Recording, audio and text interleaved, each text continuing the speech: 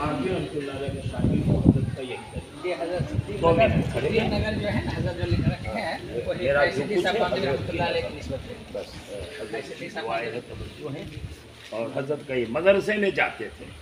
मेरे यहाँ मेहमानी की कमी नहीं है, लेकिन मैं मदरसा मकतब छोटा बच्चा पैदल भी चला जाता हूँ। और बस खाना पीना ये सब देख लिया जा रहा, दुआ कर लिया, अल्लाह सबको कबूल करे। चलो जो भी रजिस्टर रखिए, बैठिए गाड़ी में, चल दीजिए। वो जो है ना बहुत बुरे बहुत हल्के की आवाज़ आ रही थी। बोला बेटा हम कम समझे और इनको समझा दे रहा पूरा मतलब कि ये हो गया। बोला जी बेटा छोटी भाई की बड़ी भाई पहले वहाँ चलो, ये मस्जिद वाला काम चलो। अच्छा वो मौलाना बैठेंगे, अशरफ तुम पीछे बैठ जाओ, या नहीं अशरफ वो मौलाना बैठेंगे। हाँ तो अरे नहीं तुम बैठो ना, आगे कर दो, रहबर है तो आगे कर दो, उधर बैठ जाते हो। आ जाओ।